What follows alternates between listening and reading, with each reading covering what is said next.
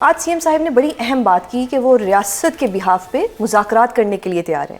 سر، یہ مذاکرات کن سے کرنے ہیں؟ یہ کالعدم بلوچ تنظیموں سے کرنے ہیں یا جو ناراض بلوچ ہیں ان سے کرنے ہیں؟ Thank you Susan for having me in your show. سب سے پہلی بات یہ ہے کہ ناراض بلوچ یہ آپ کی میڈیا کی اصطلاح ہے۔ ریالٹی پہ ریئلسٹک چیزوں پہ اگر بات کریں تو چیف منسٹر بلوچستان سرفراز بگٹی ڈے 1 سے جب انہوں نے بطور وزیر اعلیٰ حلف لیا اس دن سے آج کے دن تک ایک بات پہ بہت کلیئر ہے کہ بات چیت صرف ان سے ہو سکتی ہے جو ریاست کو آئین پاکستان کو تسلیم کرتے ہیں۔ جو بیرل آف گن سے بات کریں گے ان سے بیرل آف گن سے بات ہوگی۔ اس پہ کوئی کنفیوژن موجودہ صوبائی حکومت کو اور چیف منسٹر بلوچستان سرفراز بگٹی کو نہیں ہے کہ کس سے بات کرنی ہے کس سے نہیں کرنی۔ صحیح، تو یہ ایک مشروط آفر ہے، یعنی کنڈیشنل آفر ہے کہ ہتھیار پہلے پھینکنا ہوں گے۔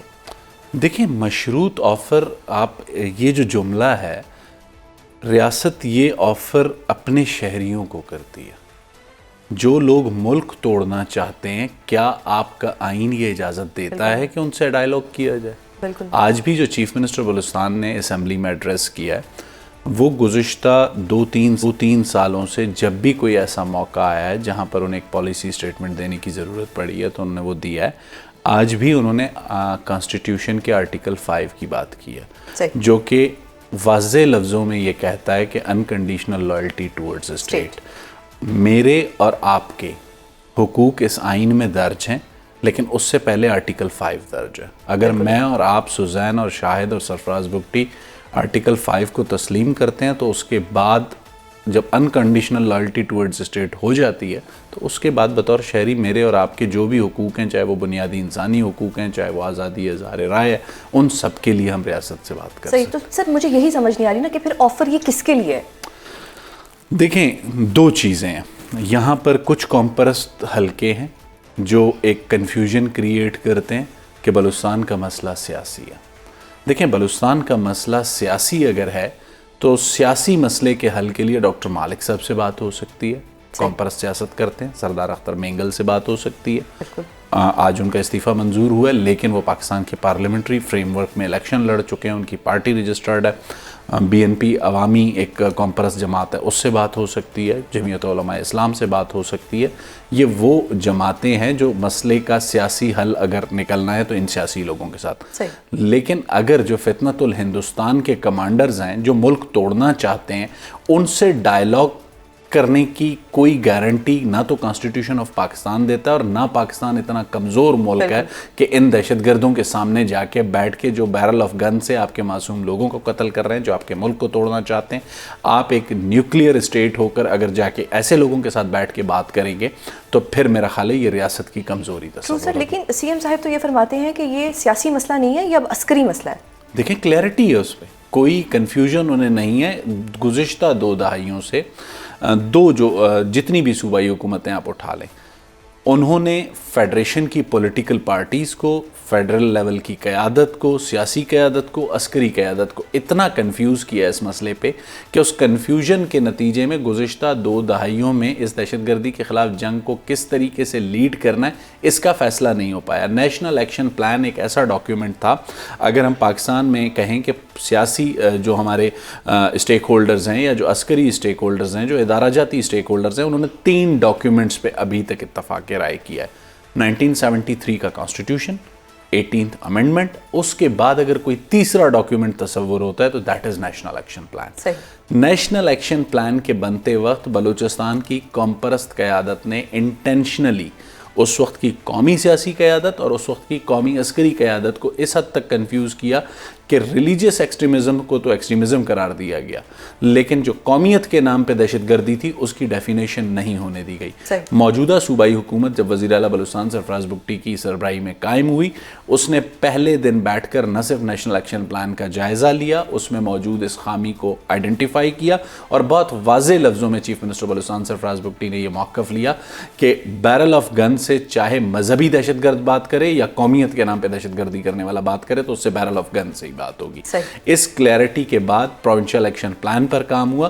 ان دنوں میں آپ نے دیکھا ہوگا کہ آج سے کچھ عرصہ قبل ہر دوسرے دن بلوچستان کی ایک نہ ایک قومی شاہراہ بند ہوتی تھی، چند جو لیجٹمیٹ وائسز ہیں دہشت گردوں کی وہ ان شاہراہوں پر بیٹھی ہوتی تھی, احتجاج کے نام پہ سڑکیں بند ہوتی تھی. چیف منسٹر نے پہلے دن کہا کہ ہمیں سڑکیں بند ہونے نہیں دیں گے, اور آج قومی شاہراہیں کھلی ہوئی ہیں. دہشت گردی کرنے والوں کی جو لیجٹمیٹ وائسز ہیں ان کے خلاف جو ریاست نے ایکشن لینا تھا وہ ریاست نے ایکشن لیا. صحیح. سر آپ نے کہا کلیئرٹی آ گئی ہے, تو اگر کلیئرٹی آ گئی ہے تو کیا بلوچستان ایک لمبی جنگ لڑنے کے لیے تیار ہے؟ دیکھیں ایک چیز یاد رکھیے, لمبی چھوٹی جنگ کی جو بات ہم کرتے ہیں, ایک بات پہ بہت کلیئرٹی ہے چیف منسٹر بلوچستان کو, جو کہ گزشتہ بلوچستان کی حکومتوں میں نہیں تھی. گزشتہ بلوچستان کی حکومتوں نے ایک تصور قائم کر رکھا تھا کہ یہ جو دہشت گردی کے خلاف جنگ ہے یہ سیکیورٹی فورسز اور دہشت گردوں کے درمیان ہے, سیاسی حکومتوں کا اس سے کوئی لینا دینا نہیں ہے.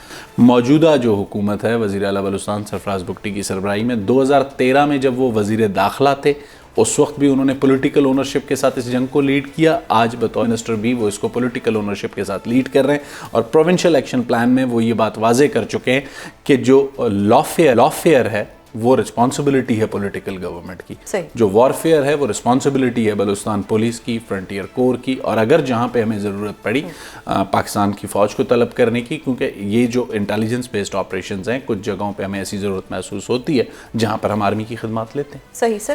اب ہم نے صرف جنگ تو نہیں لڑنی, اب ہمارے پاس بلوچ یوتھ کا بلج ہے بہت زیادہ, ان کو انگیج کرنے کے لیے آپ لوگوں کے پاس کیا اسٹریٹجی ہے؟ ان کو کیسے انگیج رکھنا ہے؟ کہاں پہ ان کو اپرچونٹیز پرووائڈ کرنی ہے کہ وہ ایک ان کا برین واش نہ ہو سکے بلکہ وہ ان کی اپنی چیزوں کو یوٹیلائز کر سکیں؟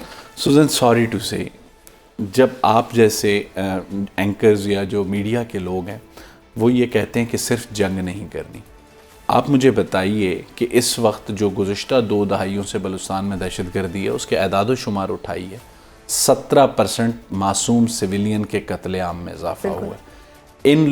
ان معصوم لوگوں کو قتل کرنے والوں سے جنگ نہ لڑی جائے تو کیا کیا جائے؟ ہم ایک بات پہ بہت کلیئر ہیں, ہمیں یہ اندازہ ہے کہ بلوچستان کا نوجوان گزشتہ 2 سے 3 دہائیوں میں فیڈریشن سے ڈس انٹیگریٹ ہوا ہے. اس نوجوان کو واپس فیڈریشن کے ساتھ انٹیگریٹ کرنے کے لیے موجودہ صوبائی حکومت نے جو انیشیٹیوز لیے اس میں بے نظیر بھٹو اسکالرشپ شامل ہے, اس میں آکسفورڈ اور ہارورڈ جیسے اداروں میں اگر کوئی بچہ پی ایچ ڈی میں ایڈمیشن سیکیور کرتا ہے گورنمنٹ آف بلوچستان اس کی فیسز کو بیئر کرے گی. اس کے علاوہ یوتھ اسکل ڈیولپمنٹ پروگرام ہے جہاں پر نوجوانوں کو باہر بھیجا جا رہا ہے. اس کے علاوہ حالیہ دنوں میں فائنانس ڈپارٹمنٹ میں گریڈ 14 کی 111 اسامیوں پر میرٹ کے بیس پر سیم ڈے ٹیسٹ ہوا, وہیں پر رزلٹ آیا, وہیں پر انہیں اپوائنٹمنٹ آرڈرز دیے گئے.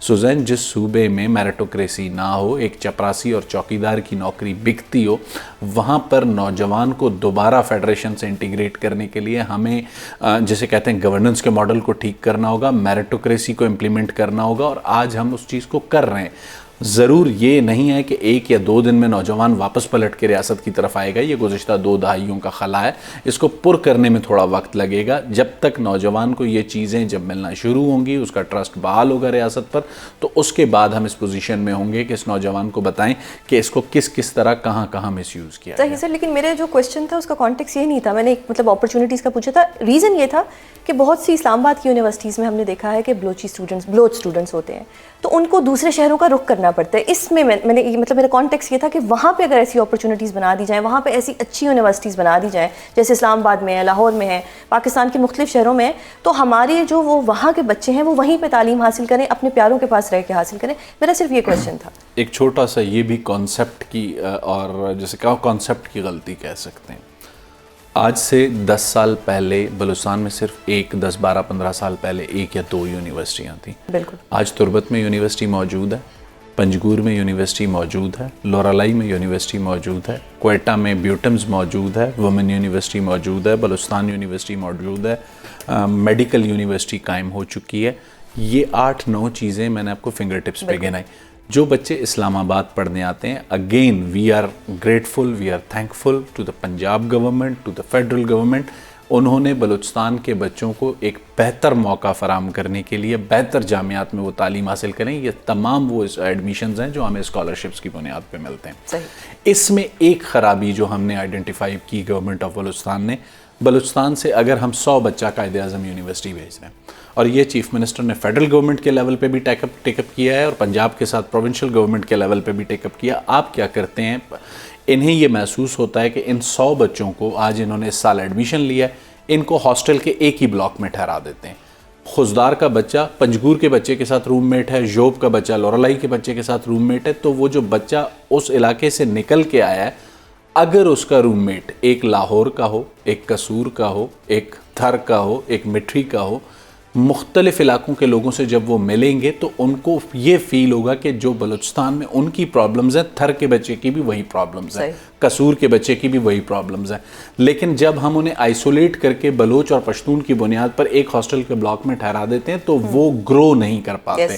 اس چیز کو ہم ایڈریس کرنے کی کوشش کر رہے ہیں فیڈرل اور پروونشل گورنمنٹ کے ساتھ. سر اب ایک چیز بتائیے گا کہ گورننس کے اوپر بھی سوالات اٹھتے ہیں, کرپشن کی بات بھی ہوتی ہے, مس گورننس کی بات بھی ہوتی ہے, یہ کتنے چیلنجز ہیں آپ کے لیے اور ان کو کب تک سارٹ آؤٹ کر لیا جائے گا؟ سوزین دیکھیں, میں نے آپ کے پروگرام میں یہ کنفیس کیا کہ جس صوبے میں چوکیدار اور چپراسی کی نوکری بکتی ہو, تو میں نے تو یہ دعویٰ ہی نہیں کیا کہ بلوچستان میں کوئی گورننس کا ماڈل اتنا آئیڈیل ہے یا دودھ اور شہد کی نہریں بہہ رہی تھیں اور موجودہ صوبائی حکومت نے آ کے اس کو مزید بہتر کیا. گورننس کا سیریس کرائسس ہے, میرٹوکریسی کا سیریس کرائسس تھا. ان تمام چیزوں کو امپلیمنٹ کر کے بہتر کرنے کے لیے ماضی کے اگر کسی چیف منسٹر نے انیشیٹیوز لیے ہیں تو آپ مجھے بتا دیں.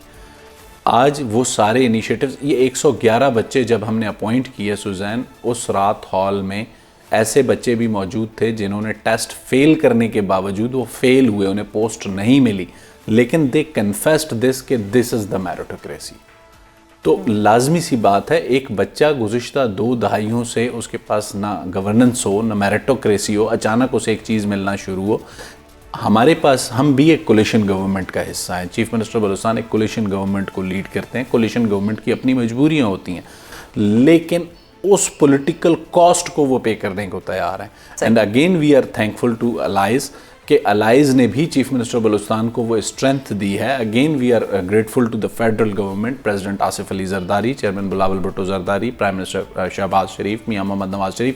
کل کا جسچر دیکھ لیں, محترمہ مریم نواز شریف نے کل بھی دہشت گردوں کے خلاف جو ہم جنگ لڑ رہے ہیں اس کے لیے ہمیں جن گیجٹس کی ضرورت ہے, اس کے لیے فائنانسز کی ضرورت ہے, 7th NFC ایوارڈ کے بعد دوسری مرتبہ پنجاب کی گورنمنٹ اس میں ہمیں فائنینشلی ایڈ کر رہی ہے, اس کے علاوہ ہیلتھ کے سیکٹر میں ایڈ کر رہی ہے. تو پنجاب بطور بڑے بھائی جہاں پہ ہمیں ہیلپ ریکوائرڈ ہے وہ ہمیں کر رہا ہے اور ہم اس کے لیے ان کے شکر گزار ہیں. صحیح.